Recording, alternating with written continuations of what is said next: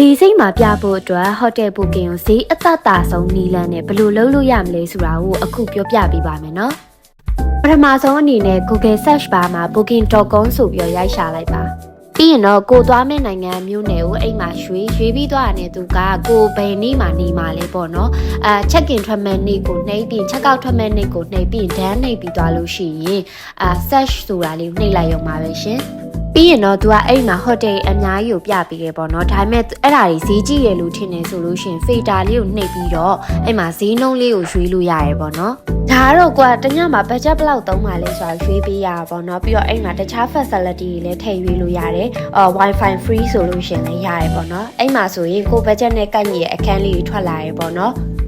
အဲ့မှာအပြာရောင်ထဲမှာလေး rating လေးရှိရပေါ့နော်အဲ့ rating လေးကြည့်ပြီးတော့လဲရွေးလို့ရတယ်အဲ့ဒီမှာကိုကကြိုက်နေတဲ့တက်တစ်ခုရွေးလိုက်တယ်ရွေးလိုက်ပြီးတော့အဲ့မှာသူ facility တွေကဘာတွေပါတာလဲပေါ့နော်အဲ့လေးရွှေ့ကြည့်လို့ရတယ်ပြီးတော့ကိုတဲမဲဟိုတယ်မှာသူများတွေတဲခဲ့တော့ကဘလို့တွေအဆင်ပြေခဲ့ရလဲအဆင်မပြေခဲ့ရရှိလဲပေါ့နော်အဲ့ဒီ review တွေကိုလည်းသေချာအသေးစိတ်ဖတ်ကြည့်လို့ရတယ်ဒီဟိုတယ်ဆိုလို့ရှိရင်တချို့ကြတော့လည်းအဆင်ပြေတယ်တချို့ကြတော့လည်းအဆင်မပြေဘူးဆိုတော့ကိုကတကယ်လို့ budget ကလည်းမနိုင်ဆိုရင်တော့ဒီဟာလေးငှားလို့ရတယ်ပေါ့နော်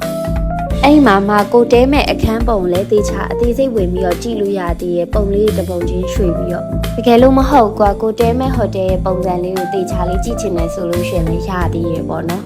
ကိုကတကယ်လို့ဒီဟိုတယ်လေးငှားဖြစ်တယ်ပေါ့နော်တကယ်လို့မဟုတ်တခြားဟိုတယ်ငှားမယ်ဆိုလို့ရှိရင်လည်းအဲ့ဒီဟာလေးကို screenshot ရိုက်ပြီးလို့ရှိရင်ဒီမှာကျတော့ visa card တွေ master card တွေရှိတော့မှ